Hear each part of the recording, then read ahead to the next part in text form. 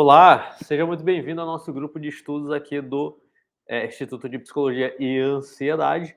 E nós estamos no grupo de estudos sobre o livro Psicoterapia e Sentido da Vida, do queridíssimo Viktor Frankl, tá bom?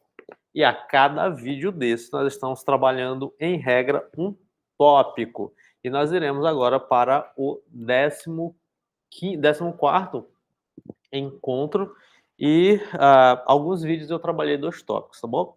E agora nós vamos falar sobre o sentido da morte. Eu tô querendo fazer 2 tópicos nesse aqui, mas vamos ver aqui os meus comentários sobre o sentido da morte. Se você ainda não é inscrito no canal, se inscreva neste canal. Já deixa o teu like aí, já ativa o sininho para receber todas as notificações do canal e ficar por dentro de todos os vídeos aqui do grupo de estudos de logoterapia e análise existencial. Eu tô com um olho no peixe, outro no gato. Tô assistindo aqui a semifinal da Eurocopa, Espanha 2, França 1. Minha torcida tá meio pé fria, né? Porque eu tava torcendo para Portugal, Portugal saiu. Agora eu tava torcendo para França, por conta do Griezmann lindo, a França tá perdendo. Fala sério. Gol cagado aqui do guri. Ô, fala sério. Então, vamos lá. Então, se tu ainda não é inscrito no canal, se inscreva aí no canal direitinho para poder ficar por dentro de todas as notificações, porque aqui nós vamos aprofundar o nosso estudo em logoterapia. E eu estou vendo aqui um pôr do sol maravilhoso à minha frente, né? É a visão privilegiada. Então, vamos lá? Lembrando que eu faço supervisão em logoterapia. Se você tiver vontade de fazer supervisão em logoterapia, se você estuda logoterapia e você tem a dificuldade de fazer aplicações clínicas da logoterapia, então me manda uma mensagem aqui embaixo no WhatsApp do consultório para poder, daqui do instituto, para poder a gente agendar o melhor horário para você, tá bom? E se você quiser estudar logoterapia também de uma maneira mais sistemática, de uma maneira organizada e com a ajuda, logicamente, de uma pessoa que já estuda, que já tem experiência, também manda mensagem aqui no WhatsApp do consultório para poder a gente agendar aí e seguir um itinerário maravilhoso de estudos. E let's bora, então, vamos trabalhar a questão do sentido da morte. O sentido da morte. Lembrando que o download para o PDF deste livro está aqui na descrição do vídeo, tá bom? E eu incentivo você a comprar, a adquirir o livro físico, que isso ajuda o Victor com seus direitos autorais, a família dele, e também ajuda a editora que teve o trabalho de publicar e disponibilizar essa obra para a gente em português. Então vamos lá. Ao tentar responder à questão do sentido da vida, a mais humana de todas as questões, o homem é remetido para si mesmo, tornando-se alguém a quem a vida interroga, alguém que a esta tem de responder, sendo responsável, assim, por sua vida. Aqui ele está sempre trazendo a questão de que é a vida que pergunta e o homem que responde. Vê-se, portanto, remetido ao fato primordial de que a existência humana é ser responsável. Né? Então, o que ele está falando? Ele está falando que o homem, ele é um ser responsável, ele vai desdobrar esse conceito de responsabilidade mais para frente, tá bom? Mas que já fique atento, porque ser responsável é responder. Ora, pela análise da existência, foi-nos dado observar que a responsabilidade tem origem no caráter concreto da pessoa e da situação, e que cresce, além disso, juntamente com esse caráter concreto. Né? Então, a responsabilidade tem a ver, tem origem no caráter concreto da pessoa e da situação. Né? Então, nós temos 2 elementos. Nós temos a responsabilidade ligada com a pessoa e nós temos a responsabilidade ligada com a situação. Então, são duas variáveis que têm a ver aí com a responsabilidade. Como vimos, a responsabilidade acompanha no seu desenvolvimento o caráter de algo único da pessoa e a irrepetibilidade da situação. Então, esses dois pontos aqui, ele vai repetir frequentemente. Isso daqui é um conceito, a gente bota de verde, tá? Então, a responsabilidade sempre vai acompanhar isso. Sempre, tá bom? Então, o caráter de algo único da pessoa, a pessoa é única, e a irrepetibilidade da situação. Caráter de algo único e irrepetibilidade são, conforme dissemos, elementos constitutivos do sentido da vida humana, né? Então, a gente já trabalhou esses dois aspectos lá atrás, sobre esse caráter de algo único e sobre a irrepetibilidade da situação. Então, isso a gente já pontuou em encontros passados. Mas, continua nosso autor, nestes dois aspectos essenciais da sua existência, manifesta-se simultaneamente a finitude do homem.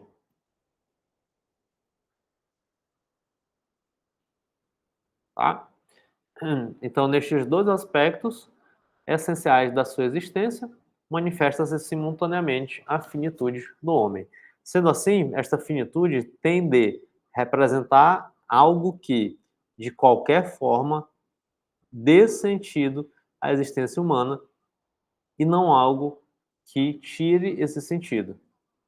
É isto o que agora cumpre explicar, resolvendo antes de mais o problema de saber se a finitude do homem no tempo, a finitude temporal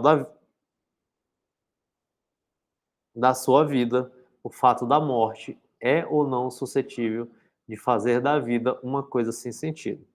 Então é isso que ele vai tentar responder, né? Ele vai dizer, ó, o fato do ser humano morrer, né? Isso retira a possibilidade de sentido da vida? Então vamos lá. Quantas vezes nos não vem dizer que a morte põe em dúvida o sentido da vida inteira?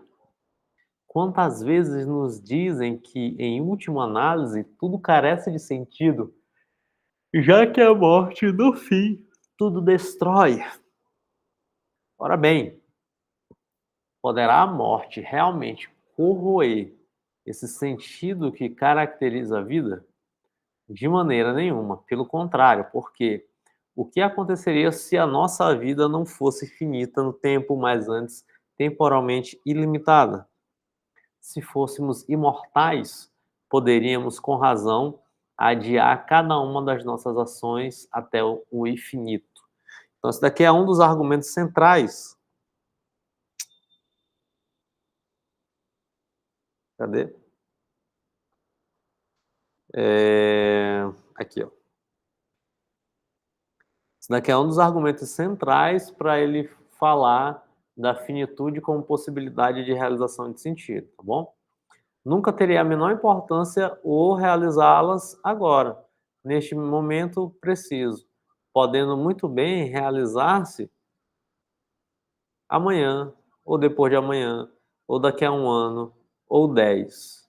Em compensação, tendo em vista a morte como fronteira infranqueável do nosso futuro e limite das nossas possibilidades, vemo-nos obrigados a aproveitar o tempo de vida que dispomos e a não deixar passar em vão as ocasiões irrepetíveis que se nos oferecem, ocasiões essas cuja soma finita representa precisamente toda a vida.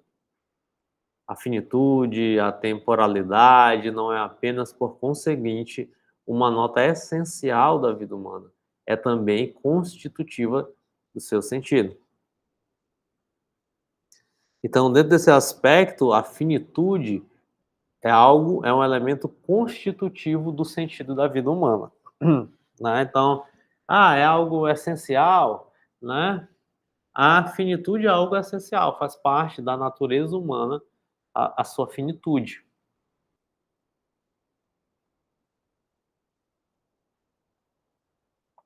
Isso também, ah, e a finitude também, portanto, é uma parte constitutiva do sentido da vida humana, tá bom? Hum. E aqui vale uma ressalva, né?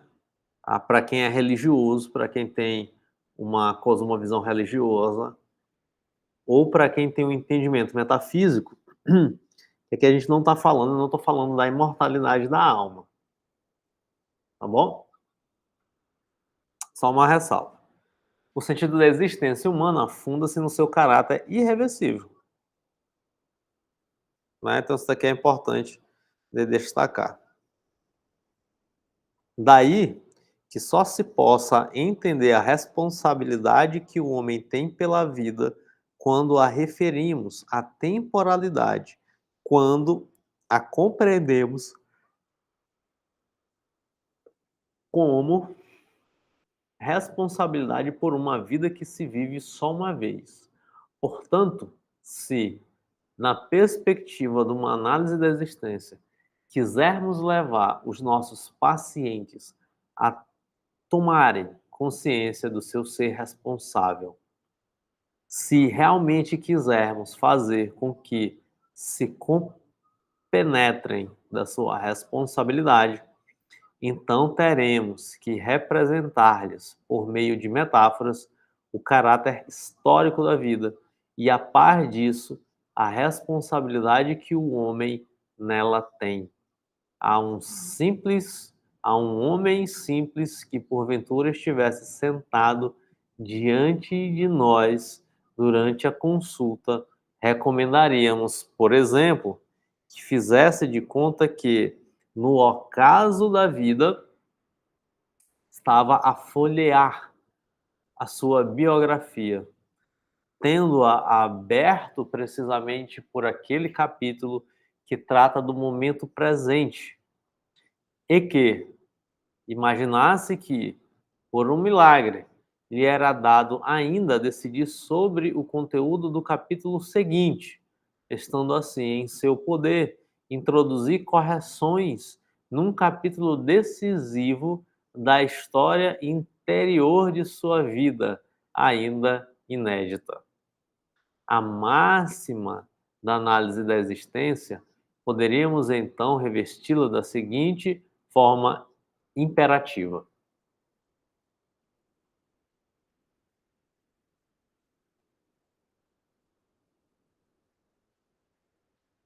vive como se vivesses pela segunda vez e, como se da primeira vez tivesses feito tudo tão falsamente como agora estás quase a fazer. E aqui não é novidade para ninguém que o Frankl recebe uma influência kantiana, né? O Frankl ele é kantiano, né? Querendo ou não. E o Kant ele tem os imperativos, famosos imperativos categóricos, né? E aqui o Frankl, essa frase aqui que eu grifei agora, é o que a galera chama de imperativo categórico da logoterapia, tá bom? Então talvez você já tenha ouvido essa expressão. Ah, o Frankl tem um imperativo categórico e tal. Ele cita em outros livros também este imperativo. Inclusive, eu não sei se eu tenho grifado aqui na minha versão, na minha edição impressa, e eu vou já grifar.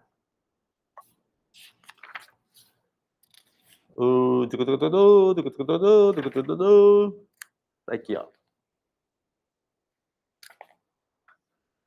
Já grifar.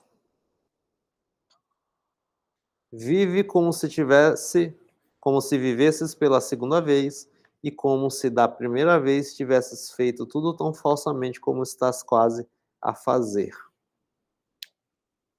Imperativo categórico.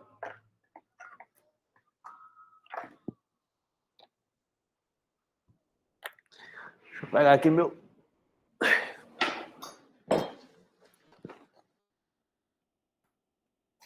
Ficar mais jovem. Não sei cadê meus coisinhas de marcar o texto. Eu uso tanto esses bichinhos e perco toda vez esses negócios que eu não sei onde eu boto.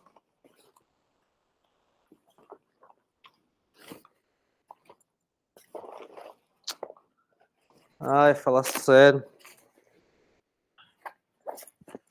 Os daqui do consultório já foram.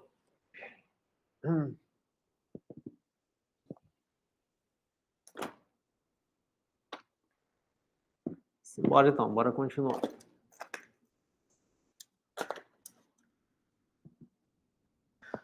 Vou botar só esse transparente aqui, não queria botar este.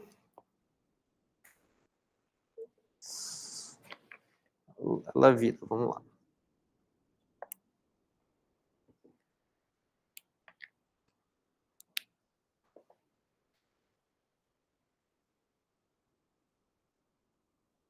Imperativo categórico. Esse imperativo, ele cita em outros livros também, tá bom? Salvo engano, ele cita no A Vontade de Sentido. Se não estiver enganado, se não me falha a memória. No Em Busca de Sentido, Em Busca de Sentido, quer dizer. Né? Esses são os dois livros que eu lembro que ele cita este imperativo categórico. Beleza. Quem conseguir... O que ele está dizendo aqui? Ó? Olha, ele está dizendo assim, poxa, então eu tenho que viver como se neste exato momento eu já estivesse vivendo pela segunda vez e que eu estivesse prestes a errar, né, do mesmo modo que eu errei como estava vivendo da primeira vez. Entende? Então é um exercício de imaginação e um exercício de chamada à responsabilidade. Quem conseguir compenetrar-se desta representação fantástica, aperceber-se-á imediatamente de toda a grandeza da responsabilidade que o homem em cada momento tem por sua vida. A responsabilidade pelo que ocorrerá na hora seguinte, pelo modo como configurará o dia seguinte. É isso. Então, esse imperativo categórico é uma chamada à responsabilidade. Também se pode sugerir aos pacientes que imaginem a sua vida como um filme que estão a filmar, mas que não admite cortes. Isto é, um filme em que não se pode voltar atrás para desfazer o que foi tomado. Desta maneira, também se consegue, uma vez ou outra, fazer ver o caráter irreversível da vida humana, a historicidade da existência. Então, são exercícios de imaginação que fazem ver justamente essa... Ele está falando aqui desse caráter de história, né? A vida é uma história sendo narrada. Vem aqui também. Cadê? História. E em algum outro momento aqui ele também falou que a vida, a biografia, tá? Então, a vida é uma história. A vida é narrativa, como já dizia o filósofo espanhol Ortega y Gasset. No começo, a vida é ainda substância na sua totalidade, substância ainda não consumida, mas, à medida que transcorre, perde cada vez mais como substância, convertendo-se em função cada vez mais para se reduzir, finalmente, aos fatos, vivências e sofrimentos.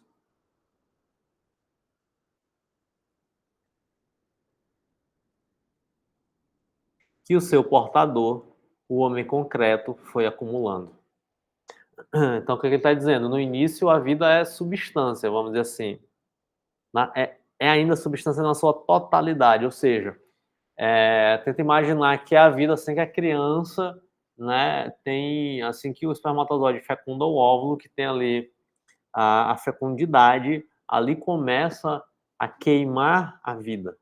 É como se fosse uma vela inteira sendo queimada, né? E a partir daquela substância, então, vai se, sendo consumida. E aí a substância vai se convertendo, né, em fatos, vivências, sofrimentos que aquela pessoa ali, o homem concreto, foi acumulando durante a sua própria vida.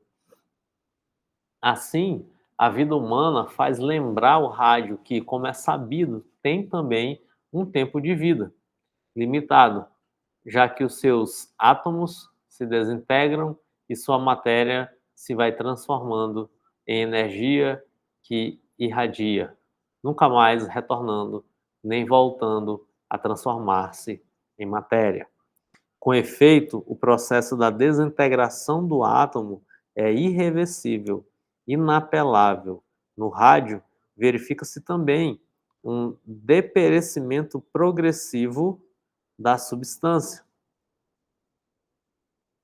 da substancialidade originária.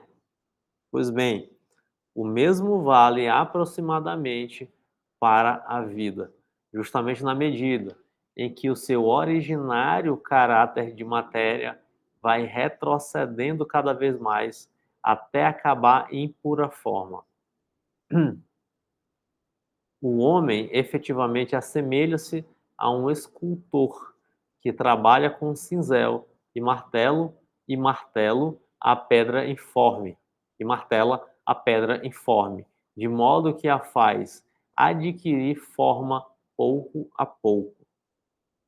É como se o homem fosse, é como se o homem fosse modelando o material com que o destino o brinda, ora criando, ora experimentando vivências ou sofrendo. O homem procura arrancar valores da vida a golpes para transformar quanto possível em valores criadores, vivenciais ou de atitude.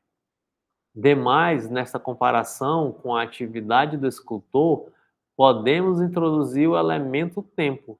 Basta imaginar que, para terminar sua obra de arte, o escultor dispõe apenas de um tempo limitado, desconhecendo, contudo, o momento em que a tem de acabar e entregar.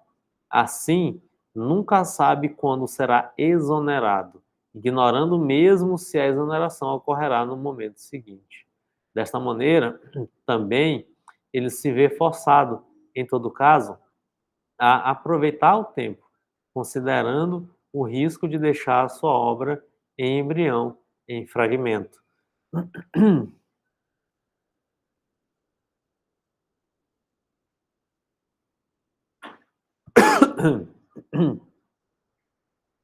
Diga-se, entretanto, que, caso não a pudesse terminar, nem de longe ficaria sem valor a sua obra. Isso daqui, por exemplo, é o caso da Mona Lisa, né? A gente tem algo ali inacabado, mas nem por isso sem valor. O caráter fragmentário da vida não prejudica de modo algum seu sentido.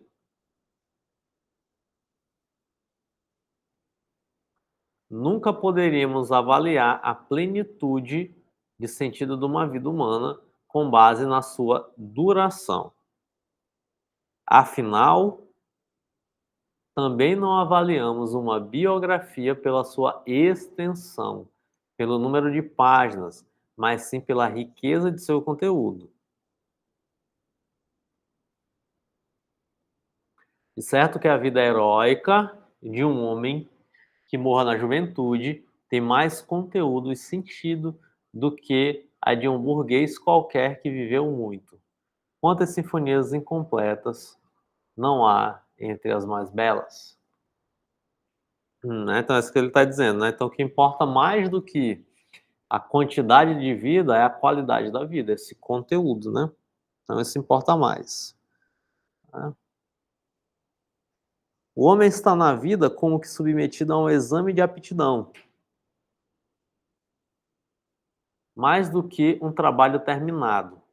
Interessa aí que o trabalho seja valioso, assim como o examinado tem que estar à escuta do sinal de campainha que lhe anuncia ter se esgotado o tempo à sua disposição.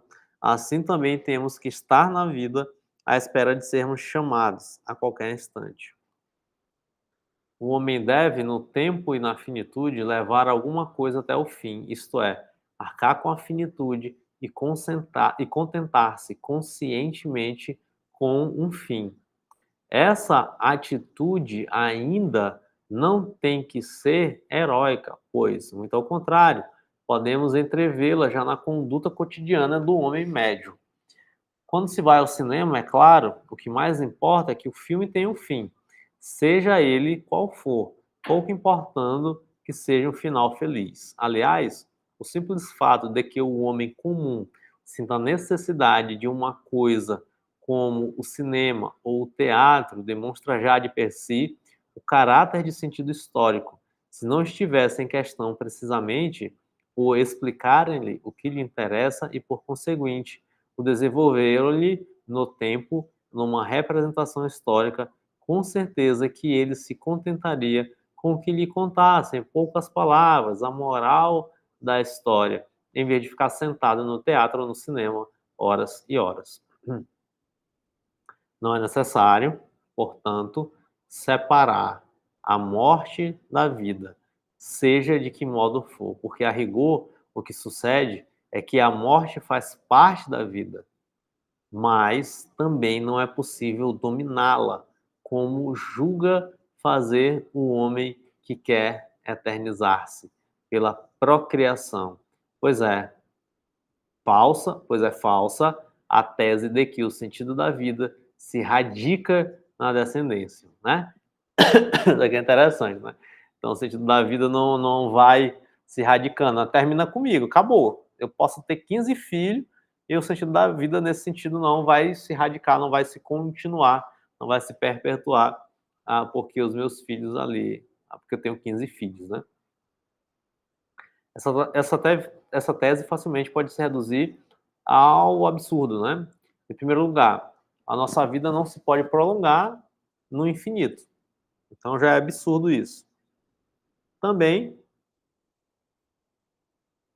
as linhagens acabarão por morrer, e de certo que um dia também toda a humanidade terá que desaparecer pela morte, ainda que tal suceda apenas numa catástrofe cósmica do planeta Terra, né? Não sei se é desse jeito, mas beleza.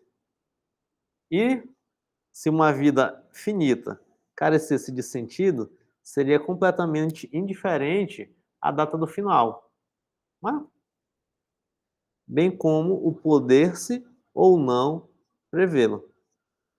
Então seria indiferente, né? Então, se não tivesse sentido, então, beleza. Tem final, não tem final? Eu sei do final? Quando vai ser? Não sei quando vai ser? Não, depende, tá?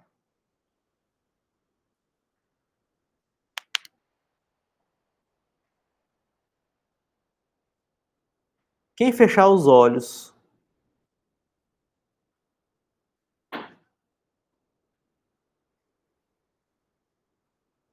a irrelevância desse fator temporal assemelha-se àquela senhora que, ao saber da profecia de um astrônomo, segundo a qual se esperava o desaparecimento do mundo para dentro de 1 bilhão de anos, estacou horrorizada e, ao garantirem-lhe mais uma vez que só daqui a 1 bilhão de anos, exclamou com um suspiro de alívio: ainda bem, eu tinha entendido que era daqui a 1 milhão.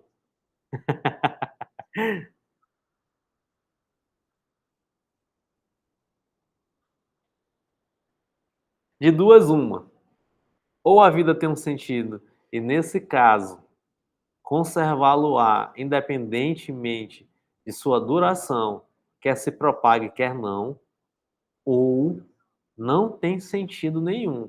E nesse caso também não ganha, por muito longa que ela seja, e por mais que ilimitadamente se propague. É isso.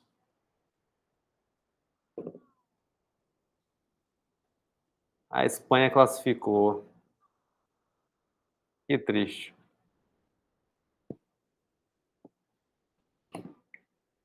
Vamos lá. Mas assim, não se faz mais do que adiar o problema, deslocando cada geração para a geração seguinte sem o resolver. Não seria isso o mesmo que dizer que o sentido de cada geração está em criar a geração que lhe segue? Contudo, perpetuar uma coisa que em si não tem sentido é coisa que de per si tampouco tem, porque o que carece de sentido não passa a tê-lo pelo simples fato de se eternizar, né? Então, ele está dizendo, pô, se a vida não tem sentido, então não adianta eu perpetuar minha geração, ou se esse sentido virar na perpetuação da geração, né, não faz sentido algum, porque se algo já não tem sentido, como é que isso passará a ter sentido? Mesmo que se apague, não se pode dizer que uma tocha não teve sentido no seu resplendor, enquanto iluminou. Em compensação, o que não tem sentido nenhum é tomar uma tocha apagada e desatar a correr com ela, mesmo que a corrida nunca acabe. O que deve iluminar tem que suportar o seu arder, diz Wittgenstein. E o que tem em mente ao dizê-lo não pode ser senão isto: tem que sofrer. Bem, poderíamos dizer também que tem de suportar o queimar-se, isto é, arder até o fim. Assim, chegamos ao paradoxo de que uma vida cujo único sentido consistisse em propagar-se tornar-se-ia el ipso tão carente de sentido como a sua propagação. Em contrapartida, a propagação da vida tem sentido só e quando a vida de per si representa já alguma coisa de sentido. Por isso, quem vê na maternidade o sentido exclusivo e último da vida da mulher, não é que negue, na realidade, o sentido à vida da mulher sem filhos. Nega-o, sim, precisamente, à vida da mulher que se fez mãe. Interessante esse argumento, porque ele inverte, né? Mais ainda, a série de antepassados que nele termina só teria adquirido retroativamente a coroação do seu sentido através do significado desta existência que ela fez nascer. De tudo isto, deduzimos mais uma vez que a vida nunca pode ser um fim em si, que a sua propagação jamais pode constituir o sentido que lhe é próprio. Muito pelo contrário, a vida só recebe o seu sentido de outras referências não biológicas, que representam, por isso, um momento transcendente. A vida não se transcende a si mesma em longitude, no sentido da sua própria propagação, mas sim em altura, enquanto entende para um sentido. Então, ele está argumentando aqui, basicamente ele começa a dizer que a vida, ela tem um sentido, correto? E esse sentido, ele começa a dizer, na verdade, que há um dado aqui de sentido que é a finitude, né? A finitude. Opa, desculpa. A finitude. Então, a finitude não retira a possibilidade de sentido da vida humana. Pelo contrário, né? A finitude só dá essa possibilidade da realização, porque diante da finitude também há o quê? Diante da finitude há a irrepetibilidade das situações. A irrepetibilidade das situações. E o que acontece com isto? Isso gera o caráter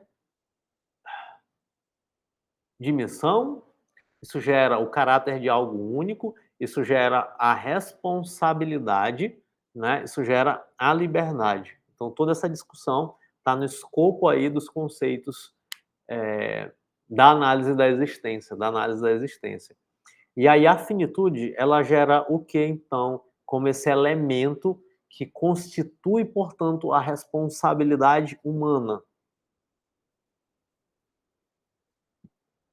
A finitude, ela vem como participação, como a gente leu, né, vem como participação da finitude. A finitude vem como participação da responsabilidade, justamente porque há um fim, justamente porque tem esse caráter de historicidade, de começo, meio e fim, e justamente porque tem esse caráter de irrepetibilidade. Então, e aí ele vai continuar a sua argumentação, né, dizendo que não é porque algo é para sempre que necessariamente terá um sentido. Essa é a articulação que ele faz, né? Então não é porque as gerações vão se prolongar que isso significa dizer que a vida tem um sentido, que é essa frase última aqui que ele fala, né? E o contrário também não é verdade, né? Não é porque a vida é interrompida que ela também carece de sentido. Então, o que dá sentido à vida não é a sua propagação para sempre. Né? Então, muita gente quer argumentar a vida não tem sentido porque morre, porque um dia iremos morrer, então não tem sentido nenhum. Esse tipo de argumento não convence. Não convence. Que é o argumento que ele está trazendo aqui, que ele está combatendo aqui. Esse tipo de argumento não convence. Né? Porque o que garante sentido à vida, de novo, não é a sua eternidade. Não é isso que garante sentido à vida.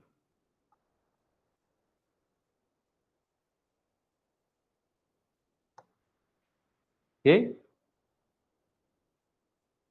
E ele traz os exemplos, né? Não é porque uma tocha parou de iluminar que quer dizer que ela não teve sentido quando estava iluminando. Isso aqui é muito bonito.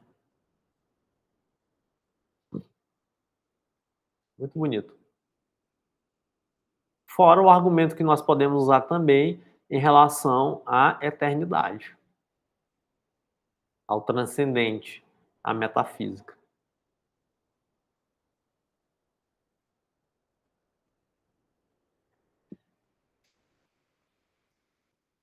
Então, o sentido da morte é que a finitude e a morte fazem parte da vida, e ao fazer parte, inclusive, puxa junto seu caráter de responsabilidade, né? E o seu caráter de irrepetibilidade. Beleza? Então é isto. O pôr do sol já se encerrou ali. Dá um rolê aqui pelo consultório. Pena que eu não consigo focar direitinho ali. Mas é isto. Pena que vocês não estão vendo o azul que tá bonitinho. Até o nosso próximo encontro. Tchau, tchau.